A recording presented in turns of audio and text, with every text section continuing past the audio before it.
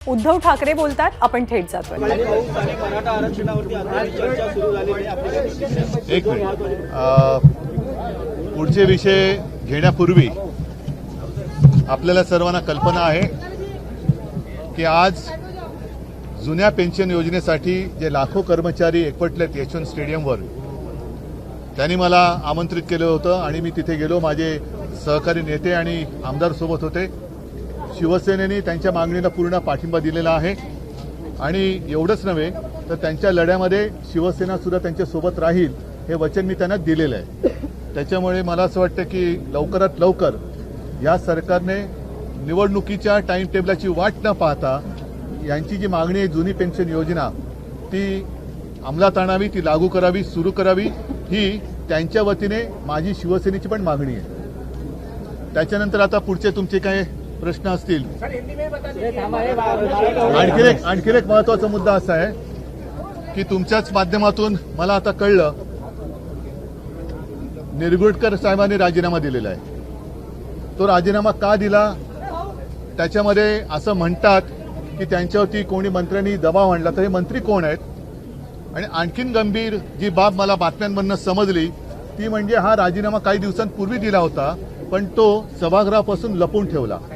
जर असं जर का असेल तर मग नेमकं याच्या मागे दडलंय काय हे सुद्धा आता उघड झालं पाहिजे.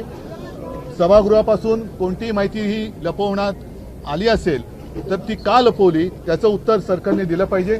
आणि निरगुडकर साहेबांना सुद्धा राजीनामा देण्याची वेळ कोणी आणली ह्याची सुद्धा चौकशी झाली पाहिजे, ही आमची शिवसेनेची मागणी आहे. साहेब, दोन मंत्र्यांनी दबाव आणल्यामुळे हे सगळं राजीनामा सत्र आहे ते गेलेलं आहे. नाही, असं दबाव आणून जर का काम करणार असाल तर मग फार्स करता कशाला? म्हणजे खेळाडू पण तुमचे, पंच पण तुमचे, सगळंच तुमचं, कॉमेंट्री पण तुम्हीच करणार.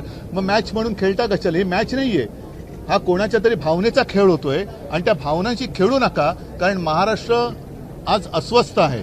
तो अस्वस्थ महाराष्ट्र त्यांचं जर का नीट त्यांच्याशी बोलले नाही, ती जो समाज रस्त्यावरती उतरलेला आहे त्यांच्याशी नीट बोललं गेलं नाही, त्यांच्या मागण्या जर मान्य केल्या गेल्या नाहीत आणि हा जर का भावनेचा खेळ, वेळकाढूपणा हे सरकार करत असेल आणि ज्यांना तिकडे एक समिती म्हणून नेमले त्यांच्यावरती मंत्री दबाव आणत असतील तर मग असे मंत्री त्यांच्याबद्दल काय कारवाई करायची ते सभागृहाने ठरवायचं. पहिली गोष्ट तुम्ही जो आता मला प्रश्न विचारला की दोन मंत्र्यांचा दबाव त्यांच्यावरती आणला असं त्यांनी सांगितलंय.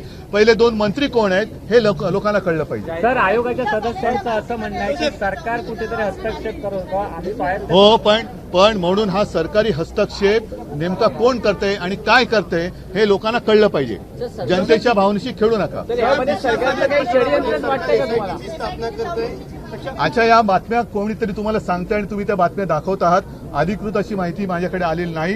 ज्या दिवशी ते येईल त्या दिवशी आमच्याकडे जी माहिती आहे त्यांच्याबद्दल जे काल बोललो ती आम्ही उघड करू. मग आजपर्यंत आम्ही एक संस्कृती पाळतो आलो. खोटे नाटे आरोप जर तुम्ही आमच्यावर करत असाल तर आमच्याकडे असलेली खरी माहिती हे आम्ही दाखवू. मग ती कुठे कोणाकोणाच्या अंगलट येईल हे याचं त्यांनी ठरवावं. आणि तूर्त मला असं वाटतं की आजचा दिवस हा आनंदाचा आहे. आम्ही तुम्हाला भेटल्यानंतर भुजबळ साहेबांकडे पेढे खायला जाणार आहोत. कारण त्यांची चौकशी अचानक बंद केली गेली. त्यांना काही दिवस, काही महिने, काही वर्ष तुरुंगात ठेवल्यानंतर जी दमदाटी नंतर चालली होती की तुम्ही जामिनावर आहात, विसरू नका. आता असं नेमकं काय, कोणता चमत्कार भुजबळ साहेबांनी केला हा आम्हाला जाणून घ्यायचा आहे. त्यांच्याकडे आम्ही आता पेढे खायला जाणार आहोत. आणि नंतर मात्र माझा विचार असा आहे की हे अधिवेशन आता 20 पर्यंत वगैरे चालेल. संसदेचं अधिवेशन कधी चालेल, कितपर्यंत चालेल, त्या अधिवेशनानंतर प्रफुल्ल पटेल यांच्याकडे मी जेवायला जाणार आहे. पण त्यांना विनंती करणार आहे की मिरची कम जेवण द्या. त्याबरोबर ना, काल उदय सामंत यांच्याकडे नगर विकास विभागाचा अतिरिक्त भार आहे. तर काल त्यांनी असं सांगितलं की मुंबई महानगरपालिकेमध्ये जवळपास 25 वर्षाचं ऑडिट आहे ते पुन्हा केलं जाणार. त्यांचा आणि मुंबईचा संबंध येतो कुठे? आणि मुंबईची चौकशी जरूर करा. मी तर आव्हान जाहीर सभेत दिले, सर्व महानगरपालिकांची करा. गेल्या काही दिवसांपूर्वी नागपूर गणपतीच्या दिवसात नागपूर ज्यांनी बुडवून दाखवलं त्या विकास पुरुषांची सुद्धा चौकशी करा. नागपूर बुडत असताना घरामध्ये गणपती आहे, ज्यांच्या घरात नागपूरकरांच्या पाणी गेलं त्यांच्याही घरी गणपती होते, पण स्वतः मात्र बॉलिवूड तारकांमध्ये फोटो काढून घेत होते. ते मुख्यमंत्री सुद्धा काय करत होते? ठाण्याची चौकशी करा, पिंपरी चिंचवडची करा, पुण्याची करा, नागपूरची करा. आणि करोना काळात खास करून पीएम केअर फंडाचं काय झालं त्याची चौकशी करा, संपूर्ण देशाची चौकशी करा. आमचं जाहीर आव्हान आहे. उद्धव साहेब, हिवाळी अधिवेशन कुठलंही असलं की चौकशी आणि एसआयटीच्या अशा समित्या स्थापन करण्याचा एक पास तुमच्यासमोर आखला जातो. तर यामुळे काय नाही, शेवटी नाही, दबाव येण्याचं कारणच नाहीये. दबाव टाकण्यासाठी करतात. डर नाही त्याला डर कशाला, दबाव येण्याचं कारण नाही. पण खोटे आरोप तुम्ही आमच्यावरती करणार असाल तर तुमच्या खरी जी काही माहिती आहे आणि ती पेपरमध्ये आलेली आहे, कोणाची प्रश्नोत्तरं पेपरमध्ये आलेली आहेत, हे तुम्हाला माहिती आहे की काय काय कसं घडलं, कोण कसं करत आहे. त्या बातम्या आहेत, कात्रण आहेत आणि ते ऑन रेकॉर्ड आहे, स्टेटमेंट आहे. मग त्याची चौकशी करा. उद्धव साहेब, एक दोन प्रश्न आहेत की सीबीआयने ऑलरेडी या पूर्ण प्रकरणात मला त्याच्यात जायचं नाही. ऐका, हे कोणीतरी तुम्हाला हवेत बातम्या सोडायला सांगतं, त्याच्यावर मी अधिक भाष्य करणार नाही. अधिकृत जेव्हा काय होईल तेव्हा मला काय बोलायचं ते मी बोलेन. इंटरमिडिएट ऍप्लिकेशन आपण या प्रकरणात केलेलं आहे. ते ठीक आहे, त्याचा तो विषय वेगळा बघू आम्ही. काय आता हिंदी में जरा थोड़ा सा चला.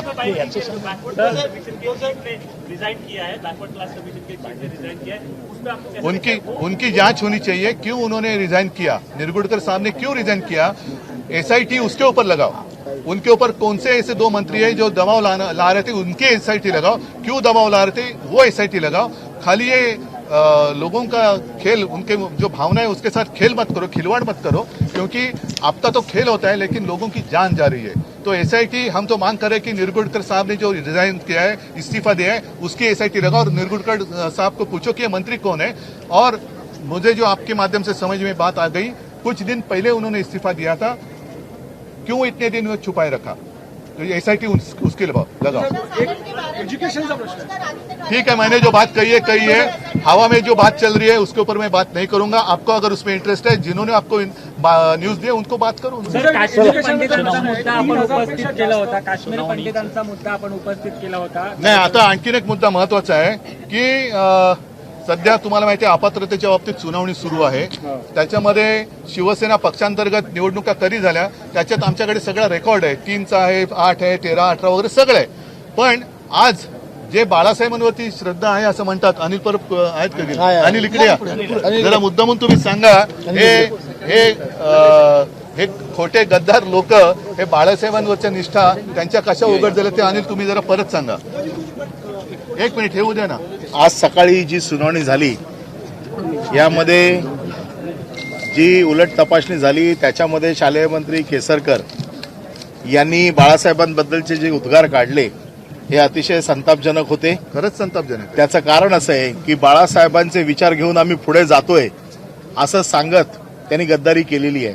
आणि हे करत असताना बाळासाहेबांनी लोकशाहीची कुठली तत्त्व पाळलेली नाहीत. बाळासाहेब मनमानी करत होते. बाळासाहेबांनी कुठल्याही निवडणूक आयोगाच्या नियमाप्रमाणे निवडणुका घेतल्या नाहीत. असे वेगवेगळे आरोप त्यांनी आपल्या उलट तपासणीमध्ये केलेले आहेत. आणि म्हणून आपल्या माध्यमातून बाकी सगळ्यांना कळावं, कारण ही साक्ष काय बाहेर सगळीकडे पूर्ण जात नाही, पण आपल्या माध्यमातून कळावं की ज्यांचा बाळासाहेबांशी कधी संबंध आला नाही, कारण ते शिवसेनेत आले 2014ला, बाळासाहेबांचं निधन झालं 2012ला आणि ते आज बाळासाहेबांच्या बद्दल जाताना आम्हाला शिकवून गेले. परंतु आज त्यांचं खरं स्वरूप या साक्षी पुराव्याच्या निमित्ताने उघडकीला आले आणि त्यांनी बाळासाहेबांबद्दल जे उद्गार काढले हे सगळे आपण देखील जे पत्रकार आतमध्ये बसतात त्यांनी ऐकलेले असतील आणि त्याचा अर्थ आपण देखील लावलेला असेल. आणि अशा लोकांना बाळासाहेबांबद्दलचं प्रेम हे सगळं बनावट आहे, सगळं बेगमी आहे. बाळासाहेबांबद्दल यांना कुठलंही प्रेम नाही. स्वतःच्या स्वार्थाकरता ते गेले होते आणि त्यांनी अप्रत्यक्षपणे हे सगळं मान्य केलेलं आहे. आरोप केलेला आहे की 1999 पासून 2022 पर्यंत एकही पक्षांतर्गत संघटनात्मक ह्या सगळ्या गोष्टी आम्ही सादर केलेल्या आहेत. मुळामध्ये ते शालेय शिक्षण मंत्री जरी असले तरी मला असं वाटतं की साक्ष देताना त्यांचं पुरेसं शिक्षण झालेलं नव्हतं आणि मूलभूत शिक्षणच झालेलं नव्हतं. कारण 2012 साली जसं बाळासाहेब आपल्यातनं गेले हे अनिल परबनी सांगितलं सगळ्यांना माहिती आहे.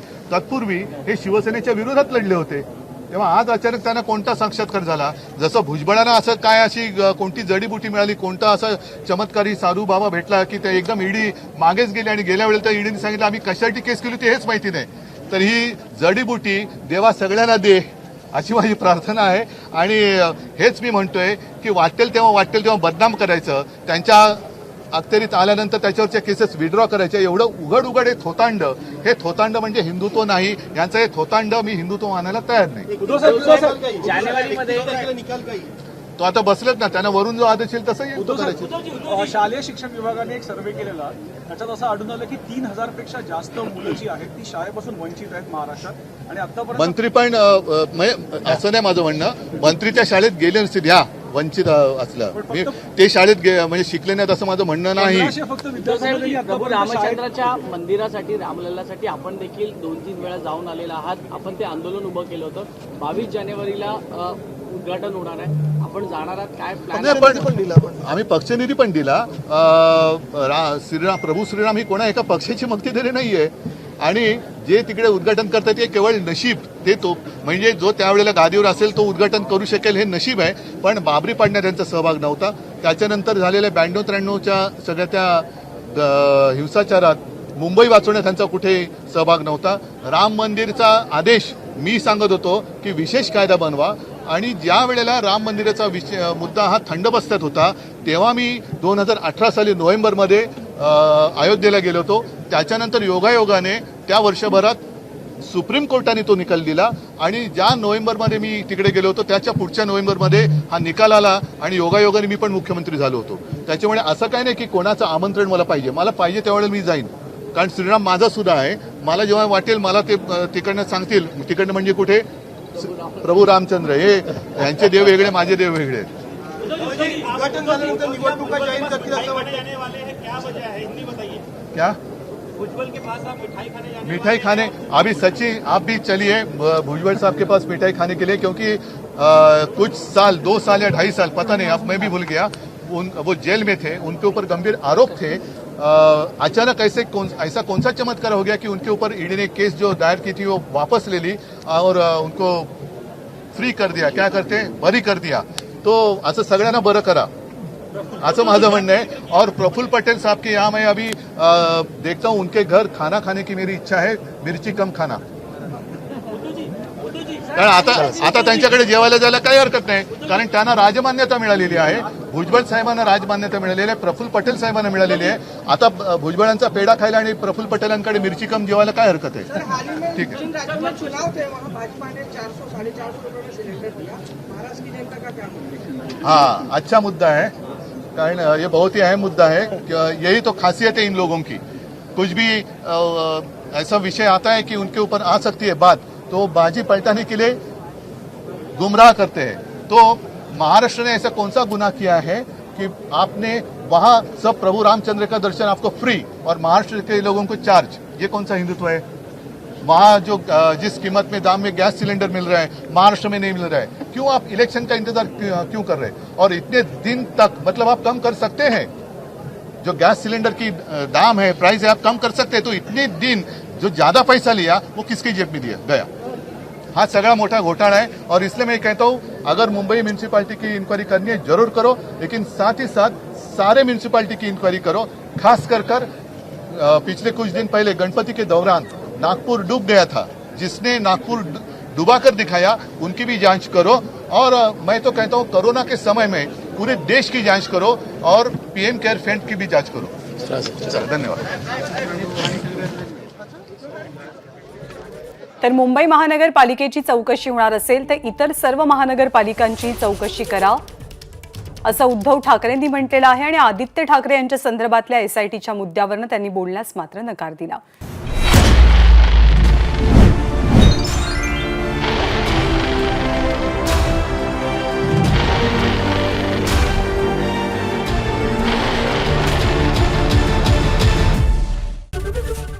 एबीपी माझा, उघडा डोळे बघा नीट.